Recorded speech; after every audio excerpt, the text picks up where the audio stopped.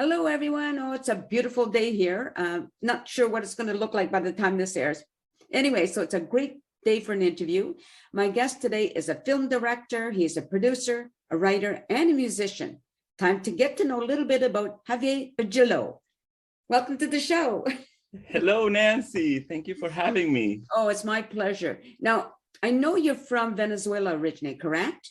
That's right, Nancy, from Venezuela, from Caracas. Caracas. Can I ask you to tell me your journey from there to Canada? Sure can. I was born in Venezuela, and then I eventually ended up in Malaysia, in Kuala Lumpur. Okay. I worked in animation for a while there, doing cartoons for TV. And in Kuala Lumpur, one of my colleagues recommended to come to Vancouver if I wanted to upgrade my skills in animation. And so I was like, wow, let's see, where is Vancouver on the map? Oh, there it is. And I said, okay, let's go to Vancouver and study. So I came here in 2002, where I enrolled in an animation school, and I did a couple of years of cartooning. And that got me into the animation industry here in Vancouver, where I worked for a few studios, doing anything from flash cartoons, builds, animation, some storyboard revisions on shows like Ed, and Eddie, Captain Flamingo, Atomic Betty, you name it. I was in a whole bunch of cartoons and just working with them. And then at some point, 2007, I got the itch to tell stories. You see, animation is such a large endeavor when you work in it, that you just get to see a little sliver of it. You don't get to see the whole picture, right? You don't get to tell the whole story. So I was itching to tell the story, and so I said, what's the easiest or what's the path of least resistance to tell stories is, well, to grab a camera and ask actors and and write a script and get a story made, is the only way I knew that would lead me that way. And so I hung my pencil, as they say, I forgot about animation, and I picked up a camera.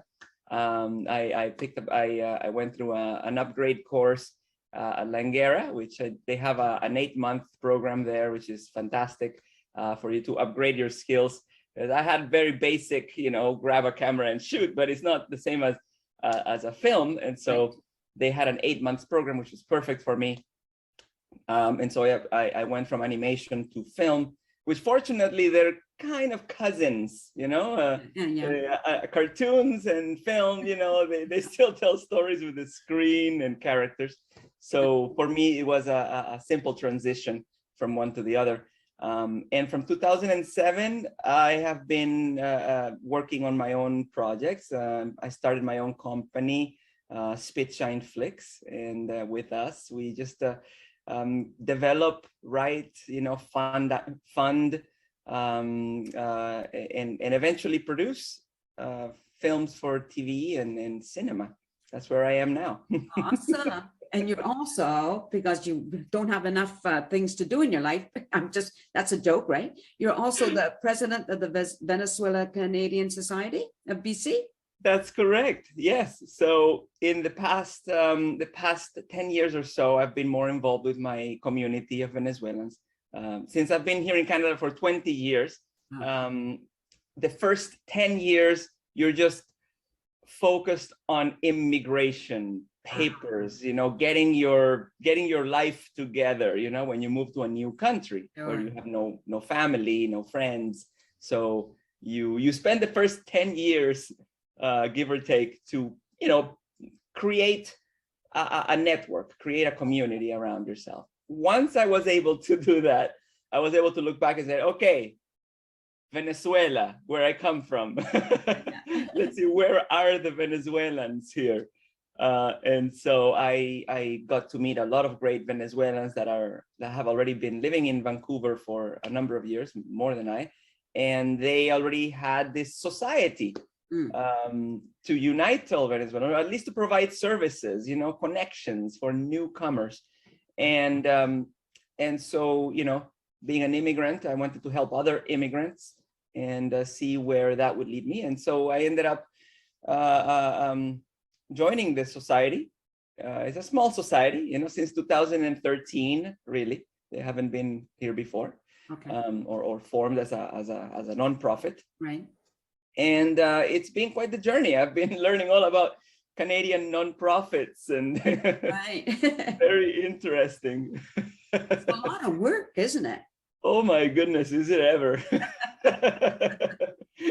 But it's fun, you know. We have fun, and it's all volunteer, of course, but it is very rewarding in other ways. You know, we do community outreach, and then we do fundraising for the humanitarian crisis that is happening in our country. You know, as you know, or possibly know, seen in the news, there's, you know, over 5 million refugees escaping because there's just no resources, no food, no way to live in Venezuela with the current regime. And so we outside of Venezuela are privileged to be outside and are helping as much as we can, not only from Canada or from Vancouver, for that matter. Most of the bigger cities in North America have a Venezuelan society in there. That we provide fundraising, you know, we provide funds for the charities that are helping the people on the ground to feed, you know, malnourished children. Right.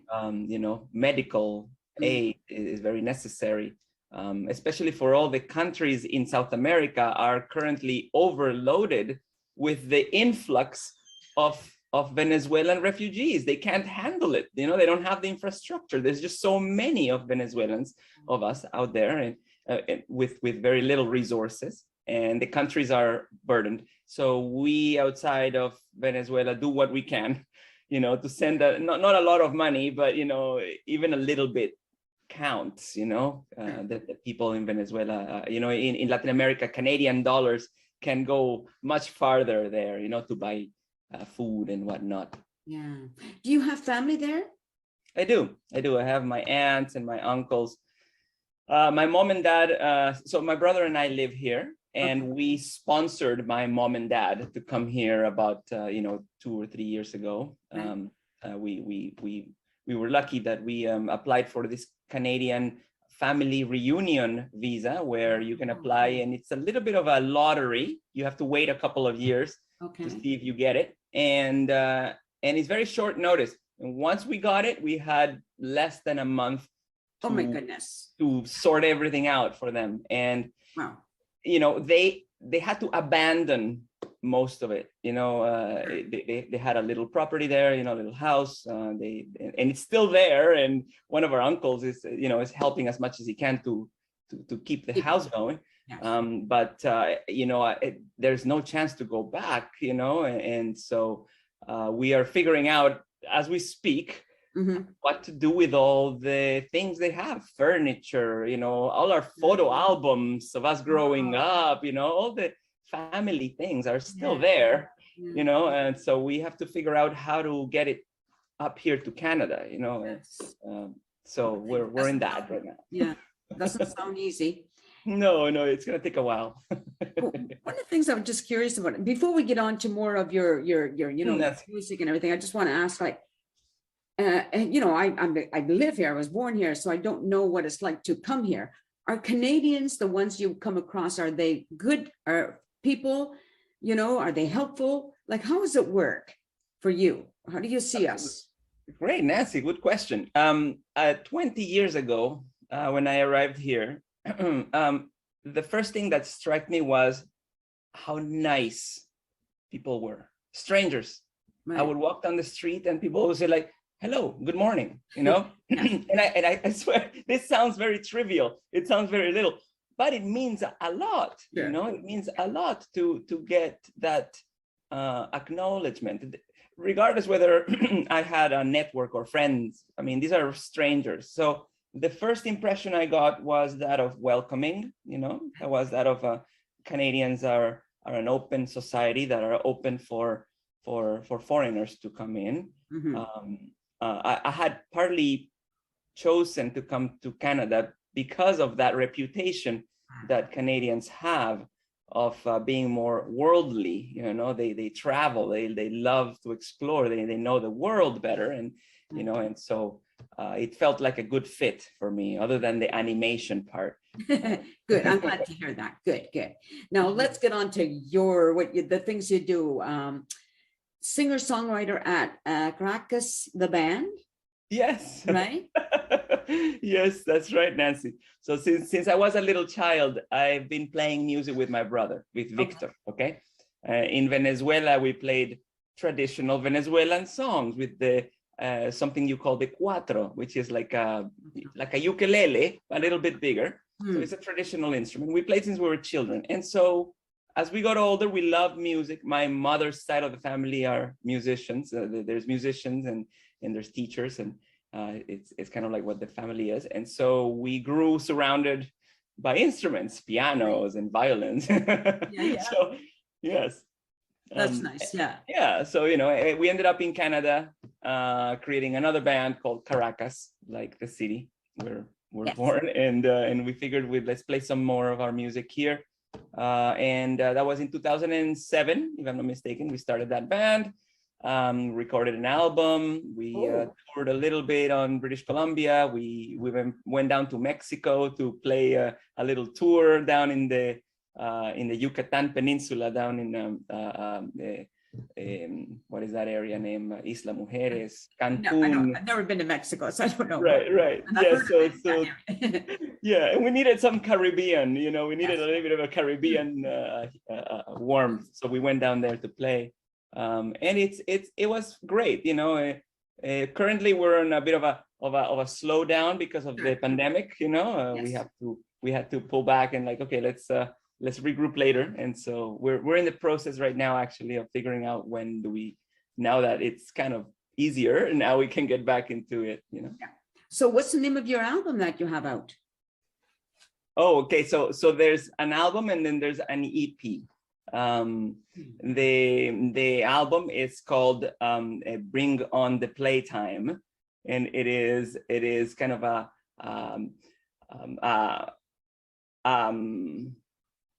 expressing how despite all odds, you can't forget to be happy about yourself and your choice. Okay. You know, despite of whatever life throws at you, you choose to be happy. Yeah. That's right. You get the choice you can find the best of it. Right. Yeah, for sure. Now, you are also, and I won't be able to pronounce this last name, but you're the writer, director, producer at Roads of Ithriyah.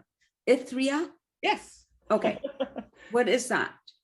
Roads of Ithriyah is my first feature film as a director. I have as a filmmaker since 2007. As you know, I stopped animation, and so you make a lot of short films, okay? And which, by the way, I saw that one of your interviews is my friend Christian Randell is one of your interviewees. That was great. Nice. I watched the whole thing. It's great. We have a lot in common in the sense that filmmakers create short films to start, right? And later on, they become bigger and better short films. But shorts are essentially a place for you to grow as a filmmaker. And so I did, a dozen short films from 2007 until 2016, 17, when I embarked on my first feature. And a feature length is, it is a 1.5 hour movie that is destined for, or is created with the intention of putting it on the cinema or on a broadcaster like CBC, sure. Or online streamers like say Netflix or Amazon, you name it. So the intention of the reason why these feature films are put out there is because they're now a product, because it's a product that costs a lot of money to make. So now there has to be business model around the product. You got to make your money back. Yes, of course. Yes. That's it. So a feature film becomes more of the career of the filmmaker, where you have to understand that it's a business. Yeah. You have to understand that you're selling a product, and you have to understand the market, like who is going to buy your feature. So anyway, that's the kind of the next level of the career where I am at. And Roads of Ithriyah is my first effort at it. It's a micro budget, meaning that our budget was not like a professional feature film that are usually, a professional feature film can be anywhere from $500,000 and up. A first feature generally are not professional in the sense that you don't have $500,000 to make your movie. But we had a community to help us, and we had crowdfunding. Are you familiar with the crowdfunding? Yes, absolutely. I've heard of it. Yes. So we did that. We did the crowdfunding for it, and we raised about, I don't know, they say 30,000 maybe. So it's about that. Yeah. And we did that, you know, bake sales, you know, we did little parties. You know, I work at a coffee shop, and the coffee shop was really very kind to open it up and say like, come, you know, and we'll give some proceeds to the movie, you know. And eventually we raised 30,000, and with that money we were able to film this drama, and it is a drama about a Syrian refugee in Canada. You know? So we had a bit of a parallel with my personal story without being a refugee, but the story of Venezuelans being refugees resonated with me. Syria is another subject. People ask me like, why the Middle East? You know, why? Well, you know, you don't have Arabic descent. And my answer generally is I did live in Lebanon when I was a child. My parents ended up traveling there, and so we lived there for a couple of years. And we did travel to Syria, and I had some friends down there. Eventually later living in Malaysia, since it's a Muslim country, multicultural Muslim country. I had a lot of friends that were Muslim, and the whole culture and that entire thing was very familiar to me. So writing a movie about a Syrian man wasn't a stretch, you know, so much. And so we were able to write this. And the other reason was because it was me and my partner, my friend Cheyenne Bayat, who is my classmate at Langara. See, him and I went to school together, and I said, hey, it's been 10 years since we finished school. Let's make a movie. Let's make a feature film. Why not? Eh? Yes. And so him and I, we just said like, okay, let's put our heads down and, you know, start writing this thing together. And Cheyenne brought other qualities to the project. And he's an actor, and he's Persian, he's Iranian, and he wanted to portray this Syrian character. Right. And he is very immersed in the Middle Eastern geopolitics, and he very knows a lot about that. And so we were able to blend our skills and our knowledge to come up with a screenplay. And eventually we produced it, meaning we raised the money for it, and we got it made. Yes. So where can people see Roads of Ithriyah? Yeah, so now you can either watch it on a number of places online. It is currently in Amazon Prime in the US. I've had some issues with that because I wanted to have Amazon Prime in Canada. Duh, like we're here, all my friends are here. But it's some technical issue with Amazon, and so eventually they'll reach Canada. So what we did was we now placed it in other online streamers. There's one very good one called Tubi. I don't know if you've heard of Tubi. Yeah, I have Tubi, yes. Oh, you had Tubi, fantastic. So Tubi is an ad-based platform, meaning that the movies get interrupted by an ad, like TV. Yes, I noticed. Right. So now we put Roads of Ithriyah on Tubi so that people can watch it essentially for free. You don't have to pay subscription. It's you know, you go in there and then you just sit through the ads, but you can watch the movie, you know? So we thought that, yeah, it's aren't bad. They're not long. It's not bad at all. I'm certainly going to look for it. I'm certainly going to watch it. awesome. Yeah. Let me know what you think. I will definitely give you some feedback about that. You know, it's just sort of, it's inspiring to me, you know, when I hear people coming from another country, you know, totally different culture, totally, the language is different, the food is different. I mean, everything about it, the government system is not the same, right? So I'm always fascinated by people come here and they develop a successful career, multi-careers in your case, you know, and I think that's truly wonderful and it's inspiring for other people. Oh, thank you. Because you think about it, if you can do this, other people are going to see that and well, maybe I could do this too. So what I don't know, like obviously you speak very good English, but like you said, you've been here for a while, right? But at the same point, you know, it's you don't have to have the proper English in order to succeed in Canada, right? That's right. So that's really, really great. I think that's really wonderful. I'm looking forward to listening to your music. And I'm looking forward to watching your short film. So now, have you produced, or are you going to producing a full-length feature film? Yes. So the plan is now that Roads of Ithriyah is finished, okay, and it's out there in Tubi, and now now I can move on and do another one, for sure, which is great. You know, because what that did is that I can leverage the obtained skills, connections from that first feature and bring them onto my second feature. And in this case, I can make it a professional budget in the sense that now I can ask for $500,000 or more, nice. You know, because, you know, there's no guarantees, but at least now I understand the market, I understand the business, and I can create a business proposal. Really is like an entrepreneur career where you have to start a company and you need to understand everything that means. Right. So the second one, I feel more confident that I understand the business a bit better, and I can now create a business proposal for funders, professional funders like the Telefilm funding, the Canada Media Fund. What else is there? There's a whole number of funding bodies in Canada that provide financing for Canadian filmmakers. It's just very competitive. You know, there's a lot more filmmakers than there are funds. Sure.